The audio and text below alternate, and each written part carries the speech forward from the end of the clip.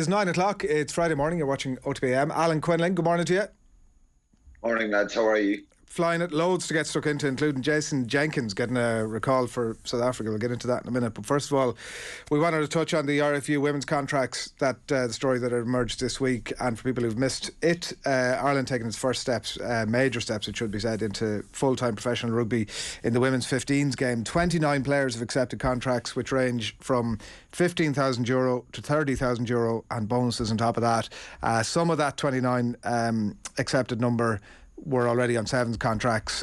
8 players have turned down the offer. 4 of those already contracted in England, and you'd have to assume that the remaining 4 potentially later in their career, probably in good careers, paying more than 30 grand, never mind 15 grand. So that's the state of play. Certainly a start, and you have to commend that, Quinny. The 15k number obviously has come in for a lot of criticism. It's very low. Yeah, it is low, but there has to be a starting point, Adrian. You put everybody on 30,000 or more, and it reminds me of when I started with contracts, with part-time contracts, full-time contracts, and some people actually turning down the opportunity to get a part-time contract. It's a really tricky one because obviously if you're an individual and you have to make a decision like that to leave a job or change career or go full-time at rugby, you think the money is the thing that's probably well, it's a reality, because if those players are moving to Dublin, it's getting accommodation, all that kind of stuff, to travel. But you could pick through it and start finding the negatives for sure.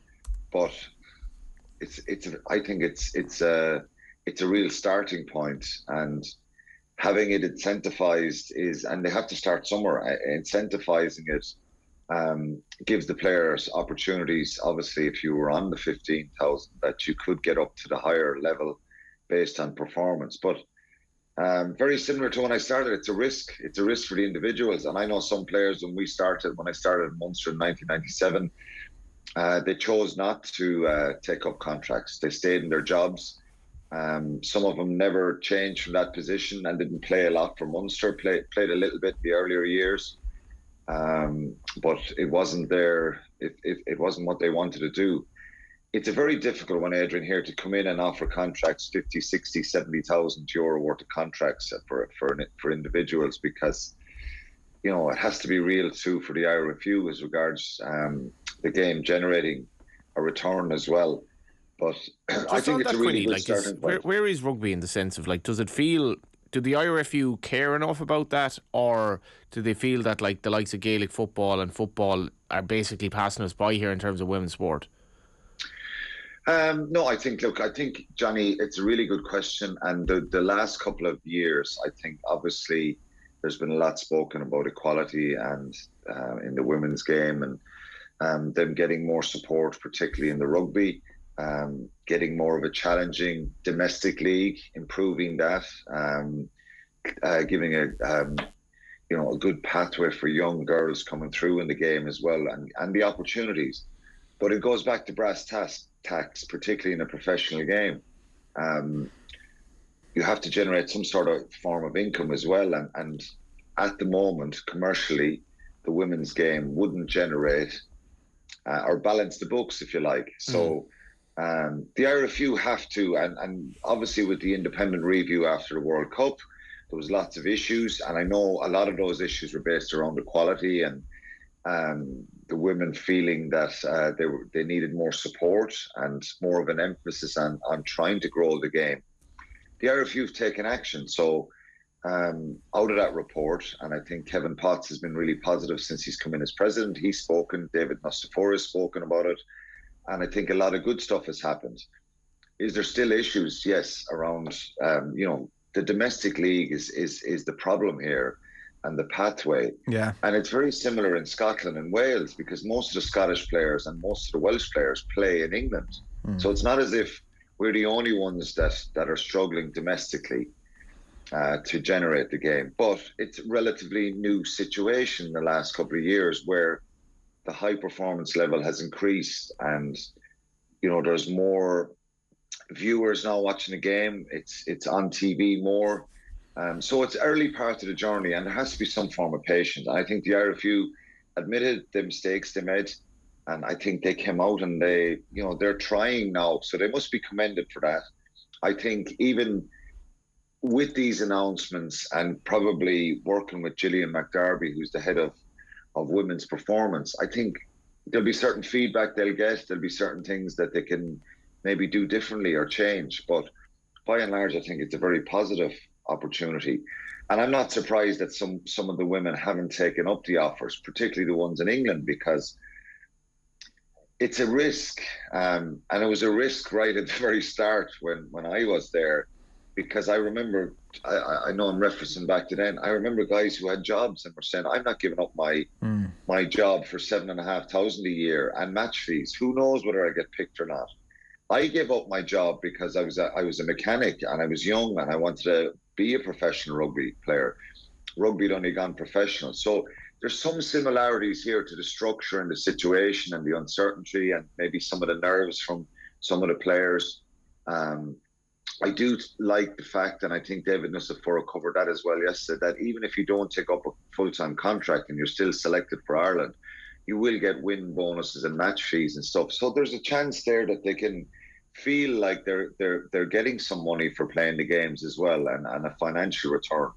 It's not going to be perfect at the start, but it's work in progress, and I think it's more positive. Obviously, you can pick holes in every situation. That's my job, Quinny. That's where I come into it, and you get to bat them back at me. You look at, you hope, obviously, in terms of games and competitive games, that it starts to bridge the gap ultimately between us and some of the Englands and France of this world. It's a very, very simple question on this. Like, how easy is it to sell to a young girl rugby when like other sports are there? Like, how easy is it? And this is, I think in fairness, the same question arises for. I think it's the exact same question. If you're I think it's a hard sell for any kid at the moment, in some respects. So I'm like, if I'm an aspiring sports girl, maybe I don't want to play rugby. Maybe I want to play football, hurling, or camogie. Maybe I want to play soccer. I don't know. So I think it's not straightforward for the IRFU either, just to throw money at it. I don't think that. I think that's a boy or girl question, to be honest, from my experience. I want to move on to talk about a couple of other things. One of them being the news this morning that Jason Jenkins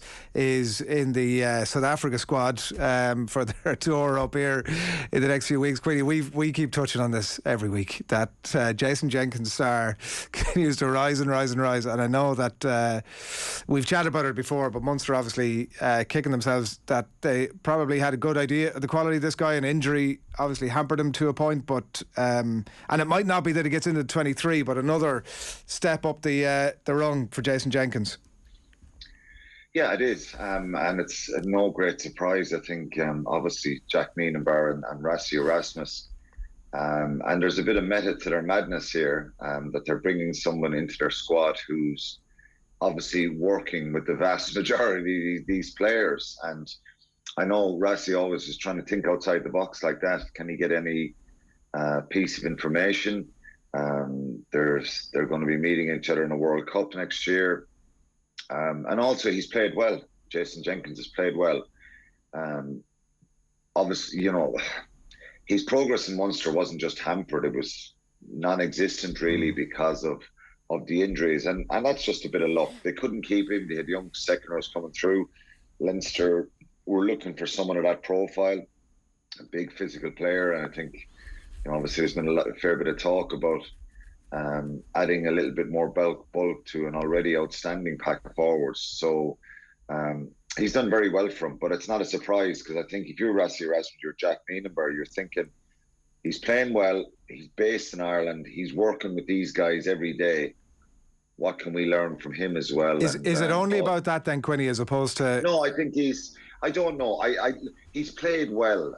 Let's be honest. He's played really well, and he's a very physical player, and he's big. But I just think he's bigger tests to come in Europe. When he goes in Europe and stuff like that, it's a bigger test. I'm not entirely convinced at the moment that he's going to be unbelievable and he's this high ceiling that can be brilliant. But that's not me saying that he's not this brilliant player. But I just think he needs to play more games, and if he can do it in your big European game and consistently, well then. He's the real deal. He certainly has the potential, because physically he's a specimen, and It's not the only reason he's been called in to pick his brains, because he's working with James Ryan and Caelan Doris and Porter and Furlong and these guys, and even Dan Sheehan throwing the ball into the lineup. No, he deserves to be there, but it does no harm. I think it's a great help for them, really, isn't it? Yeah. Just in terms of the games this weekend, Leinster Scarlets tonight, Munster Ulster Thomond tomorrow evening, and Connacht and the Ospreys later on that night. Just on the Munster Ulster game particularly, after the Bulls game obviously a couple of weeks ago, and making something of a stand, I would say, for 60 minutes or more at the Aviva last weekend, how big of a staging post is it again now against Ulster, and how important that Munster get the win? Well, it goes without saying the importance of getting a win. They've won 2 out of 6. They're 10 points behind Ulster, so I know Dan McFarlane won't want me saying this, but it's not the be all and end all for Ulster winning. It's a game away from home. They'll be disappointed what happened last week with the illness and stuff, after a really good win the week before. So they've shown they can go on the road, and they're improving all the time. Ulster, they've been brilliant this year. Obviously they're going to miss a number of their internationals as well, and a few injuries, and who knows what the effect of the illness last week will have them, and the travel. But Munster down to the bare bones again. They've more injuries from last week, as well as the internationals being away. So it's John Klein is a doubt. Thomas Ahern is a doubt. They've so many players away. There's talks that Simon Zebo, Mike Haley might be back, which would bolster their back 3 options. But I think they can take a little bit out from last week. That was the concern going into the game, that it would be a number of steps backwards. They lacked the quality at times to hurt Leinster, but they fired some shots, and I think people were pleased with that. You say people, what's the crowd like? To say if they lose to Ulster, like where's the crowd's patience in terms of the project? It's been tested at the start of the season, Johnny, but I think people are being realistic when you see the quality out in the field, and 21, 22 players injured. They don't have the same depth as Leinster. Well, very few have.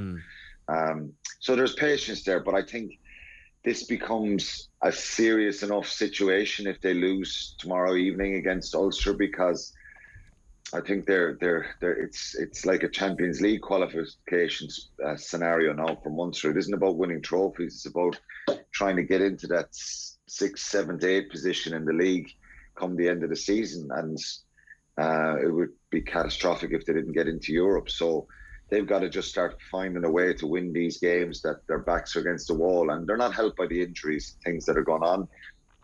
But this is one they've got to find some sort of a way against a very good Ulster squad as well, who will be still pretty confident about what they've got to go and do. But I'm sure Ulster are liking the hierarchy of maybe being the second best team in Ireland, and maybe shoving it in their faces as well a bit, like. Yeah, and they beat Munster so convincingly in that quarter-final clash back in the end of May. So it's a big game for both sides. I think we won't have teams till the afternoon, but Munster are definitely down to the bare bones again, and they've just got to find a way through this tough period. And I think it's a bit different. The expectation going to Dublin last week was totally different, because you look at the team selections and stuff like that. But this one will be a bit more demanding. When you ask me about the fans' patience, they'll be a bit more demanding about getting a result at home tomorrow. Connacht off to the Ospreys, obviously in the back of the Scarlets game, could be a bit of a turning point for them as well. A big turning point. I thought they were outstanding. Now, to be fair, Scarlets have been dreadful. But they were there for the taking, and Ulster are Connacht, the way they started the game last week, you can see that they've got a bit of zip in their performances again after a really tough start themselves, being on the road in South Africa away to Ulster in the first game. But they're down in 14th, and they've won 2 out of 6 as well. I think this is one now they have to go and make a statement over in Wales. They'll be missing their Welsh internationals, is my understanding. And Connacht are not as hampered, obviously. Finlay Bealham will be gone, Mac Hansen will be gone, Dave Heffernan. But other than that, They'll probably have the core group of their team fairly settled, and this is where they've got to start picking up wins on the road and push themselves up that table as well, because they're in a similar position. Andy Friend will be wanting to get into Europe as well and get up near those playoff positions after a really, really difficult start. Yeah, and I presume Leinster's barely, I mean, the Leinster kids is the only caveat possibly, but straightforward enough against the Scarlets. Yeah, I looked at the Scarlets team, and it's stretched bare. There's a lot of young players in there as well. It's probably the back line that looks, there's a couple of young players in there from the academy, but their forward pack looks strong. If you look at Deegan, Penny and Ruddock in the back row, Jenkins, Ross Maloney, that's a pretty serious back five that they can pick. So yeah, you'd expect them to be able to go on the road there and get a result, but it's a little bit unknown with all the internationals away for both sides, and Scarlets have been, dreadful really. They've won one game out of 6, so you think Leinster can go on the road there and get a result, and should do, and probably show us more examples of some of these young players that are coming through. Yeah. All right. Enjoy the games over the weekend. Thanks, Quinny. Cheers, lads. Thanks.